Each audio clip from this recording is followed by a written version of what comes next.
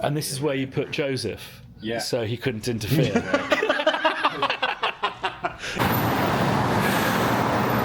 Today I find myself in Los Angeles visiting a friend, Joseph Holliday, aka Snakes of Russia, a gentleman who makes music I would describe as unquiet. He wanted to introduce me and show me around a facility in the somewhat less Botoxed environment of West Hollywood, where we are at the moment. That way, downtown, a more industrial, dare I say it, seedier setting, befitting a studio of this type. We had an absolutely fascinating conversation about how recording is not about pointing a microphone at an instrument, it's about putting a microphone in some space that contains air. We talked about tape, about reamping, about the value of tactile feedback in the recording environment to create an environment that is rich for innovation, experimentation, and adventure. In this video, we talk quite often about a project called Venom, which both Joseph, myself, and the Crow Hill team worked on together. Here's a little clip before we go over to Seahorse Sound to tell you what that project was about, just for context.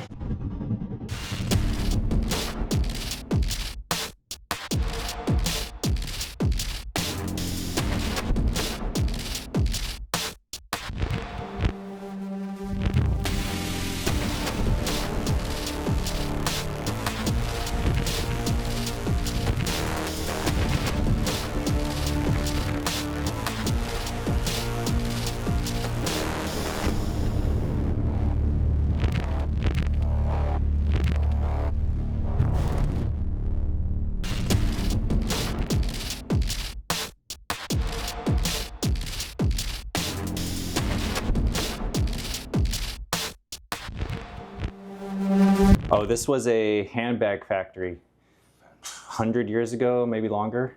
Right. Yeah, it's like 1905, something like that. The building was put here. And so how long has Seahorse been here? About 17 years. And Joseph, what made you decide on this venue for Venom? I've known Sammer for quite some time, the owner and operator of this fine establishment, and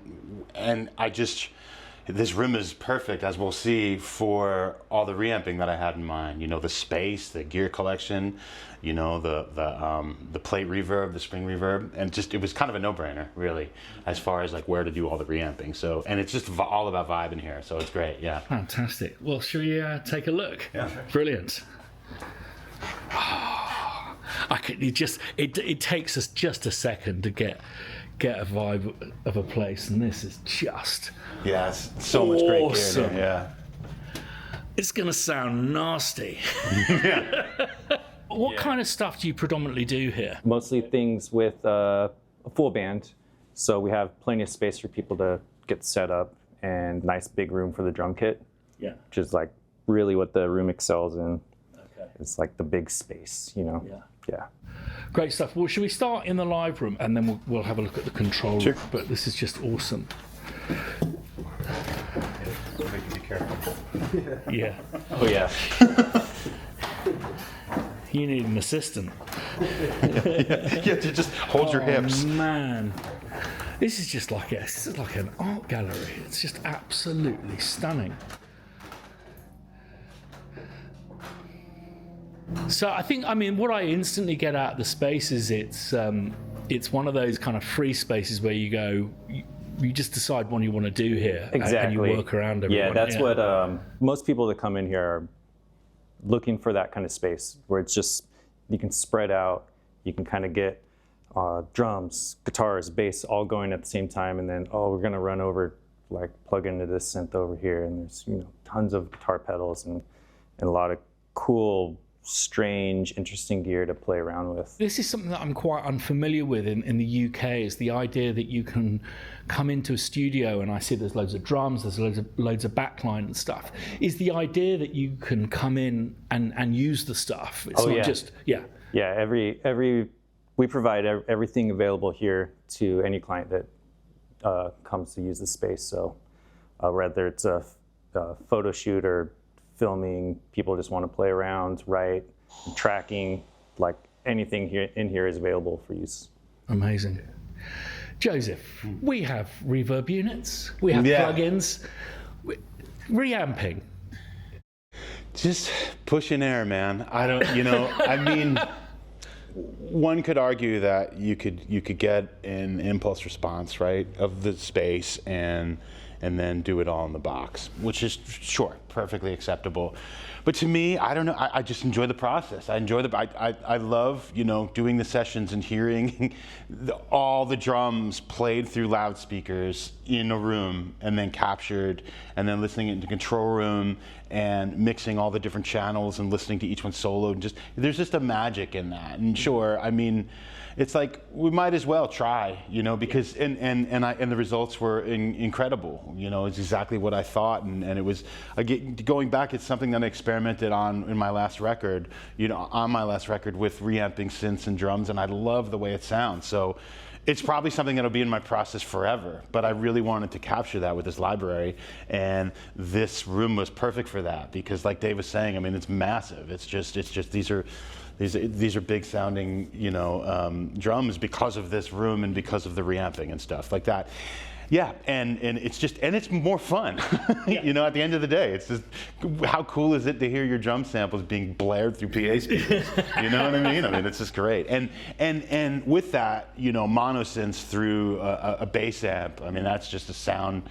In and of itself, that's just fantastic. Yeah, I mean, the big thing for me that I don't think people talk about when, I refer to it as being out of the box, is it's the feedback you get. And I don't mean that by, feeding back looping a signal. I mean that by a continuation of the interactive and iterative process.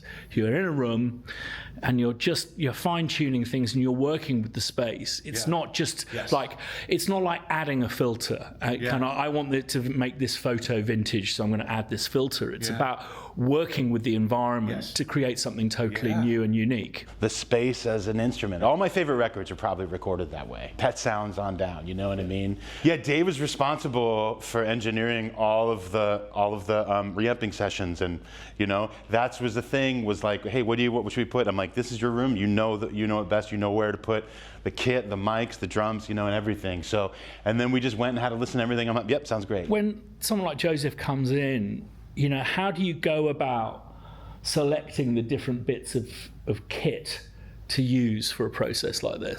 So typically with any artist I'm working with, you want to get in touch with what they're about. Check in with Joseph and like, okay, I'm thinking about this amp that we're going to run all the synths through.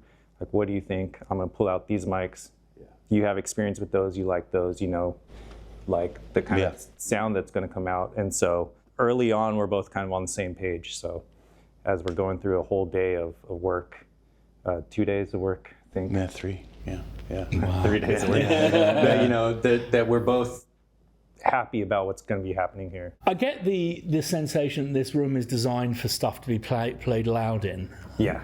It's a loud room. Yeah. We really try to push everything pretty far when we're in here. A lot of it's just about how much air is moving, and that's the excitement of everything. Yeah. It was loud. Well, that's my big thing, is like you're not recording the instrument, you're recording what it's doing to the air. Mm-hmm. This here is like a bunch of kind of strange old microphones, and typically pull that kind of stuff out if you want something very characteristic.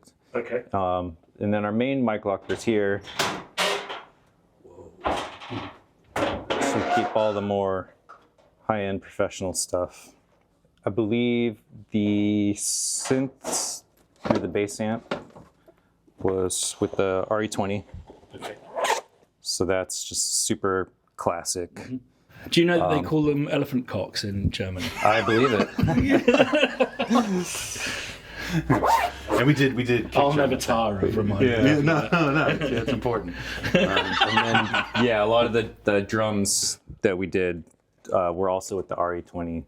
Another super cool mic that we used on this project was these Erlens, and this is a large diaphragm condenser, but these are really cool. It's Swedish, and they have a triangular diaphragm there. Oh, wow.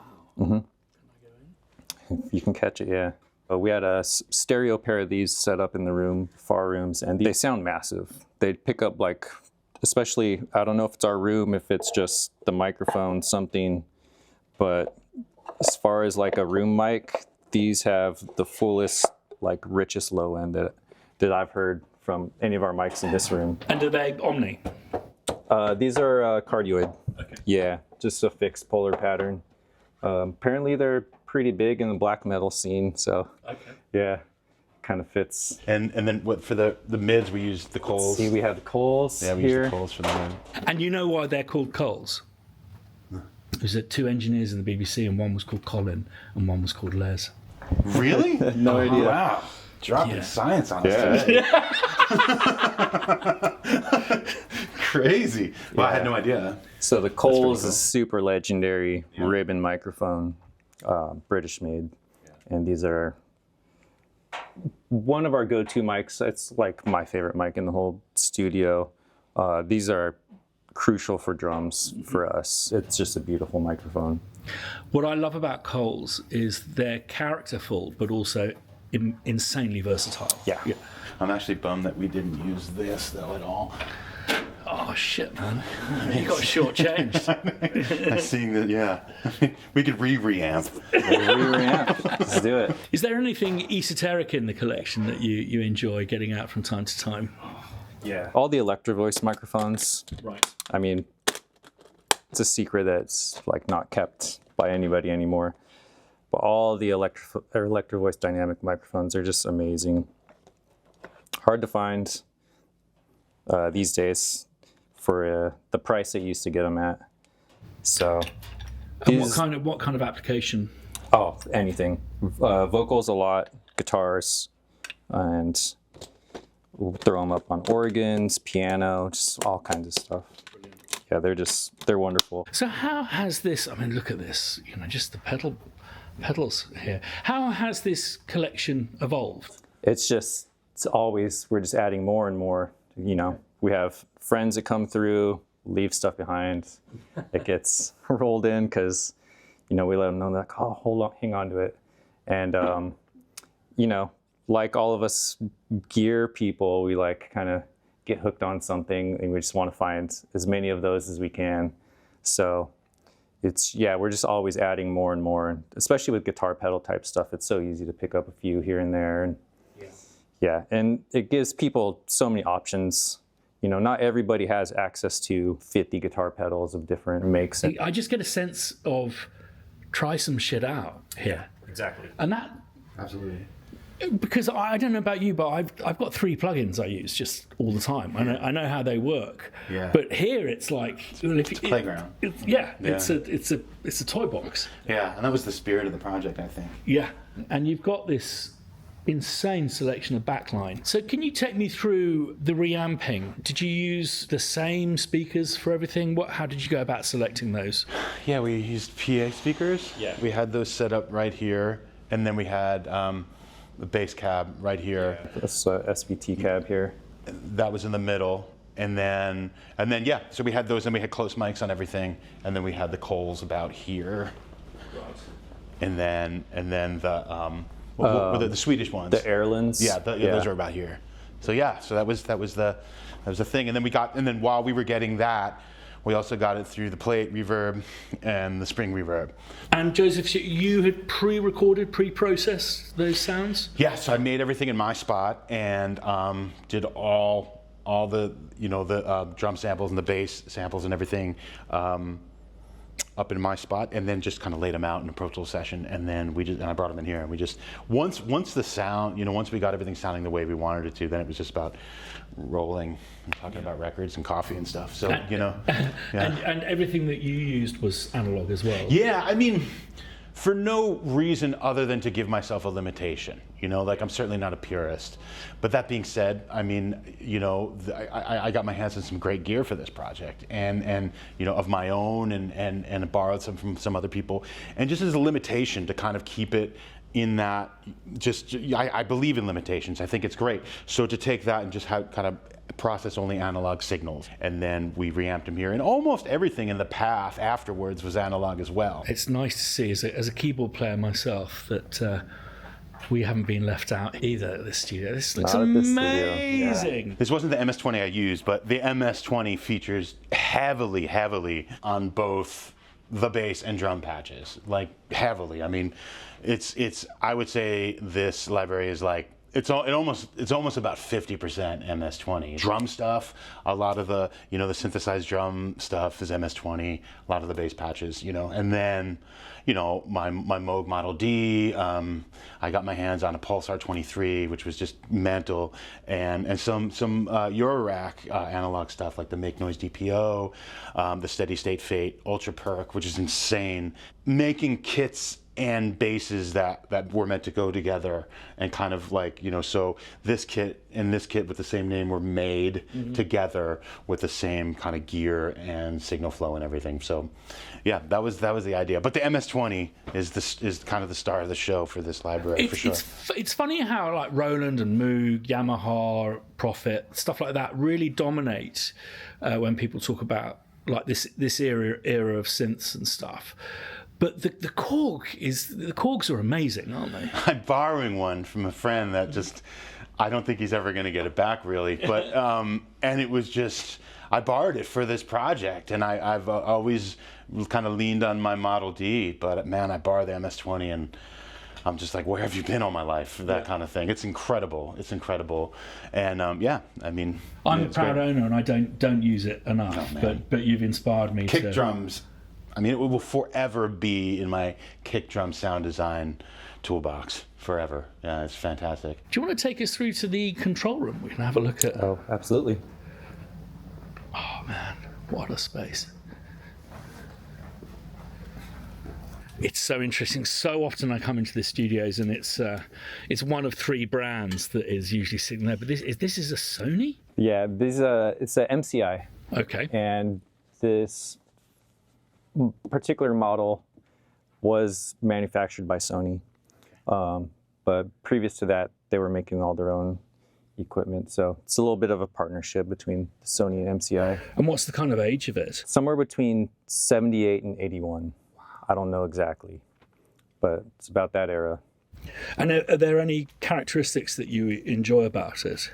It's mostly just working with a console, rather than having to do everything digital. Just getting the opportunity to run everything through the analog board, and every channel is a little bit different. And so it just adds a niceness to everything, you smash tape as well? Well, it's actually the other one outside. Oh, actually, yeah. There was the 2-inch. We swapped it around while you were out. Yeah, the 2-inch. We slammed everything to 2-inch. Yeah. And Joseph, what's your view on tape? I mean, I love it. I just coming up with tape, and then ADAT, which I think is an era that we all want to just forget about, really. The sound of that thing chewing your work. Yeah, but yeah, tape. I mean, it's imperfect. It's that's what I love about it, man. It's all the slight imperfections, and certainly if you drive tape hard enough, you get such a different sound than you would if you didn't. So yeah, I love it. I love everything about it, and like different, from cassette to quarter-inch to 2-inch, everything, the whole thing, to the space echo, almost every bass patch was run through the Space Echo in some way, either just everything, I use it a lot for the EQs. So I just kind of like have the delay turned and the echo turned off, and I just kind of like, it's just running through the tape, and I use it for the EQ stuff. I often will just set it to like one regen. Yep. And just record that. That single regen. It's perfect. Yeah. And as we talked about in the past, your Space Echo is going to be so much different than mine's going to be different than this, than the two in the hallway. It's like, it's always different, and it's always unpredictable. It's still the most unpredictable piece of gear in my studio still, and that's what I love about it, you know? Yeah, my Space Echo, every time someone uses it, they go, oh, you need to have it looked at and fixed. And you're like, no. No, I wouldn't. It's going to be wrong in its own way. Yeah. All of these things also are designed for recording music. Yeah. And, you know, computers are designed to do word processing and spreadsheets. Yes. Yeah. I mean, yeah, if you want a perfect delay, just, you know, plug in, right? Yeah. If you want it to be perfectly in sync and you need it to be, if it's for a pop vocal or whatever, I understand that. But I don't want that for these instruments. I want there to be, I want it to be different every time. And I want it to be full of character and enter Space Echo. Yeah. So, what's going on in here, David? All right. This is our EMT plate reverb that we pulled out for, we didn't pull it out, but this lives back here behind the wall. And so, wow. That's super classic sound. It's just gorgeous. And just for people who have maybe seen plates as presets in Reverb plugins, could you actually explain the technology behind it? Oh, it's exactly what it says it is. It's a giant metal plate, and you run your signal through, hits one end, travels across, and it picks it up at the other end. So the movement of that thin metal plate is what's causing that reverb sound. My view with things like, particularly with analog synths and stuff, is stuff like plates and springs add a harmonic complexity, because I find, you know, Moogs are great and Korgs are great, but without that harmonic complexity, it can be quite difficult to mix or put into a mix. So by adding the plate, you're adding, you know, just a bit more complexity, basically. Yeah. And you mentioned a spring. Yeah, the spring is in the corner. Yeah. Yeah, the spring's here. It's the AKG BX20, also tucked away, so we can't fully show you guys, but that's a massive metal spring. So similar principle. Yeah, so if anybody's familiar with the spring reverbs in a guitar amp, it's pretty much the same thing, but this spring goes up and down. And then that's the same thing as the plate enters at one end, comes out the other. But as this signal goes through those springs, it adds that kind of reverb. Okay, here's a pop quiz for you. Who developed the spring reverb? Hammond. David Bowie. What, really? It was the organs, cool. yeah. And until very recently, there was still, I think the license has gone into public domain now, but all spring tanks, like in the Fenders and all of that, were all licensed from a design made by Hammond. And in fact, the Fender Reverb, it's exactly the same spring tank in that than you'd get in the B5s and stuff. And it was, you see these great adverts for now with your bring your cathedral home with you. Oh, cool. All those ads from like the 70s and stuff like that were just incredible. Yeah. And this was the 2-inch machine that we used. Yeah. Back behind the door. Again. No, wrong again. We got them hiding. Yeah, wrong again. So this was the Tascam 1-inch tape machine. Oh, 1-inch. Yeah. So that gives you 16 tracks. Exactly. And that we just put it all full in. And so pretty much at zero, above zero, pretty much on every channel. And this is where you put Joseph, yeah, so he couldn't interfere. Yeah, they made me stay out here the entire time so I wouldn't interfere. For someone who is starting out and maybe, you know, doesn't know where to go, doesn't maybe have the budget to, you know, have a studio or anything, are there any things that you'd recommend people doing, like to get stuff out of the box, whether it be a guitar pedal or just buying an amp and a SM58, anything that you would say? I mean, I would say any of those, but I would probably start with just get like a decent mic. Like, I mean, SM57, right? I mean, it's just literally the most workhorse mic ever. And just start recording stuff. Start recording, things to sample. Start recording your own one-shots, and then bring those in the box and mess with them. And then maybe from there, like you said, a couple guitar pedals, 4-track. I mean, cassette player, and then maybe the next level would be like a cool monosynth. But yeah, I would say like a microphone would be number one, just to get out of the box and just record stuff, and and even reamping, play it out of the computer speaker, and that leads to another sound altogether, Exactly. So yeah. And I think, and it's the one way of just guaranteeing what you're doing is your own, 100%, original. 100%, yes. And what about like if spaces kind of sound wonky and stuff? You play into that. Yes. Depends what you're working on. If you're working on, a metal record that needs to sound exactly on the grid, or a pop record, like maybe that's not what's working, and then you go to a plug-in. But I think there's something in that project that you could use this idea for, get another vocal that's done from across the room with a really lousy mic, and then just kind of sneak that in the mix, and it'll just impart this just little bit of special thing to your track, or your production, whatever, And Joseph, you were mentioning yesterday that you're doing a real mixture of different work at the moment. You're touring with your live act, you're making records, but you're actually working for film and TV. Is that correct? Yeah. Using the same processes, all of that kind of stuff. Yeah, I mean, just trying to impart the energy that I put into my records, meaning the techniques and the creativity and stuff, into the scoring work and stuff and sound design work. Just making things just a little bit left of center, making it unique, making it mine, kind of putting a stamp on it. But at the same time, with that kind of work, we ultimately have to serve the purpose, which most of the time is the director's vision, or frankly, whoever's hiring me, their vision. At the end of the day, that's what I need to serve. So just kind of putting a taste of my thing that makes it why they're hiring me in the first place. They're not going to hire you for your digital crisp. No, kind of hiring me for what it is that I do, whatever it is that I do, and so to be able to give that, and then also serve their purposes and their vision and stuff, so yeah. Brilliant stuff. Well, listen, thank you so much for your time today. This is such an inspiring place, and we need to find a reason to come back here, Joseph. Absolutely. Yeah. Just slam some strings through those those bad brass, boys. It'd be great. Yeah, maybe just get like 48 oboes or something at the same time and slam those to tape. Yeah. And I think it's important to say that you do use like sample libraries, and they're all tools. 100%. And I've heard you use like the stuff that I make, and it's like, I didn't think it was going to be used that way. But it's like you.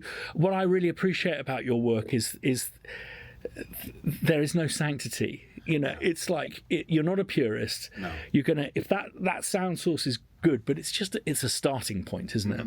Yeah, because I mean, particularly with string libraries, is like, where else am I going to get access to that high quality of player, mic, like room, so you turn to sample libraries, and then maybe I'll use them exactly as they're intended, just depending on the project, or if it's for my own stuff, I'll pitch it down and distort it, or and slam it, get some vibe going, because it's just the tools just have it doesn't matter to me, the tool. It's just like, let me try to use it my own way.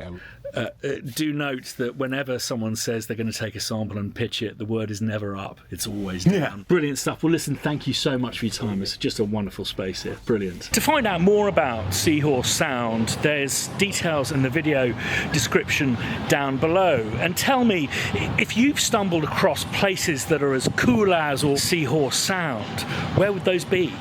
Put them in the comments down below, and if you haven't subscribed yet, please do. Ding the bell to be notified the next time we put a video up, and one of those in thanks to Joseph and David for giving us their precious time to show us around a place oozing with potential for unique inspiration. And it is those types of place where art is to be found and harvested.